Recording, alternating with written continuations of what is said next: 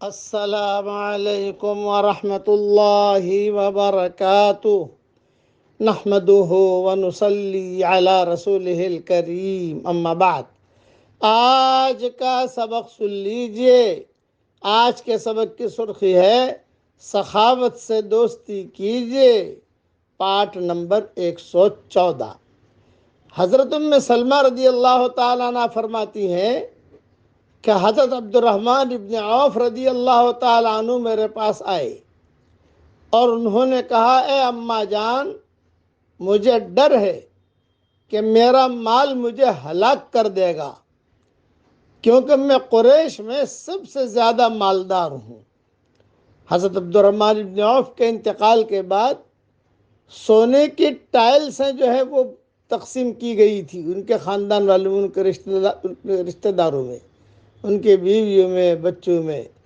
اس اعتبار سے وہ ٹاپ 1 پر تھے، ہر اعتبار سے ٹاپ 1 پر تھے۔ عشرہ مبشرہ ہونے کے اعتبار سے ٹاپ 1 پر تھے، عشرہ مبشرہ میں سے ہیں۔ دوسرا، مال کی وجہ سے بھی ٹاپ 1 پر تھے۔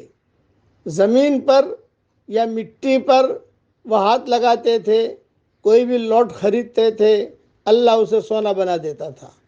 لوگ اسے ردی چھوڑ کر چھوڑ دیتے تھے، لوگ کہ یہ مال نہیں لینا، وہ لے لیتے تھے اور لے کر جو ہے بس کہتے تھے غلاموں سے کبھی اسے تقسیم کرو، تو وہ جو ہے تقسیم بھی کرتے تھے، دھندا بھی ہوتا تھا، خیر خیرات بھی کرتے تھے۔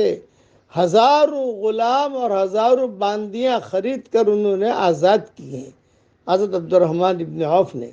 رسول اللہ صلی اللہ علیہ وسلم نے ان کو صادق الایمان کہا۔ یہی ام سلمہ حضور صلی اللہ علیہ وسلم کے قریب بیٹھی ہوئی تھی انتقال کے وقت میں آپ کے، تو ام سلمہ نے ہی پوچھا تھا، آپ کے دنیا سے جانے کے بعد ہمارا گھر خرچے کا کیا ہوگا؟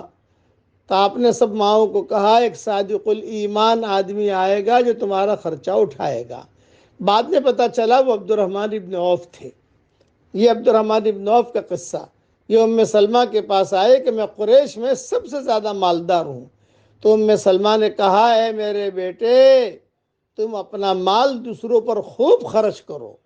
کیوں کہ میں نے رسول اللہ صلی اللہ علیہ وسلم کو فرماتے ہوئے سنا ہے، میرے بعض ساتھی ایسے ہیں جو مجھ سے جدا ہونے کے بعد مجھے دیکھ نہیں سکیں گے، یعنی میرا راستہ الگ ہوگا، ان کا راستہ الگ ہوگا۔ بس عبد الرحمن ابن عوف اس سے گھبرا گئے۔ عبد الرحمن ابن عوف وہاں سے چلے گئے اور ان کی حضرت عمر سے ملاقات ہوئی تو انہوں نے حضرت عمر کو میرے والی حدیث سنائی۔ یہ حدیث سنتے ہی حضرت عمر میرے پاس دوڑے آئے اور فرمایا، امی جان مجھے یہ بتاؤ، خدا کا واسطہ دے کر پوچھتا ہوں، کیا میں ان لوگوں میں سے تو نہیں ہوں کہ حضور کا راستہ الگ، میرا راستہ الگ؟ اس لیے کہ میرے زمانے میں مال بہت آیا ہے اللہ کی طرف سے۔ تو ام سلمہ نے کہا، آپ ان لوگوں میں نہیں ہیں اور آپ تو حضور صلی اللہ علیہ وسلم کے ساتھ ہی رہیں گے، لیکن آپ کے اس سوال کا تو میں نے جواب دے دیا۔ یہ ام سلمہ کہہ رہی ہیں، آپ کے اس سوال کا تو میں نے جواب دے دیا، لیکن آئندہ آپ کے بعد کسی کو بھی نہیں بتاؤں گی کہ وہ ان میں سے نہیں ہے۔ آپ کو میں نے بتا دیا، آپ کا حق ہے، لیکن اب کسی کو بھی نہیں بتاؤں گی۔ البتہ حدیث ہے، یہ میں نے رسول اللہ صلی اللہ علیہ وسلم سے سنا کہ مجھ سے جدا ہونے کے بعد کئی لوگ مجھ سے مل نہیں سکیں گے، یعنی حشر کا میدان میں گم ہو جائیں گے وہ۔ تو اگر حضور سے مل نہیں سکا، حشر کے میدان میں گم ہو گیا، تو خواب و خسرا، ناکام ہو گیا وہ۔ اس لیے ام سلمہ نے حضرت عبد الرحمن ابن عوف سے کہا، خوب خرچ کرو، خوب سخاوت کرو۔ اس لیے سخاوت کیجئے۔ اب پڑھیے میرے ساتھ، یا حی یا قیوم برحمتک استغیث اصلح لی شأنی کلہ ولا تکلنی الی نفسی طرفۃ عین۔ بس یہ دعا مانگتے رہو۔ رسول اللہ صلی اللہ علیہ وسلم نے یہ دعا اپنی صاحبزادی حضرت فاطمہ رضی اللہ تعالیٰ عنہ کو سکھائی تھی۔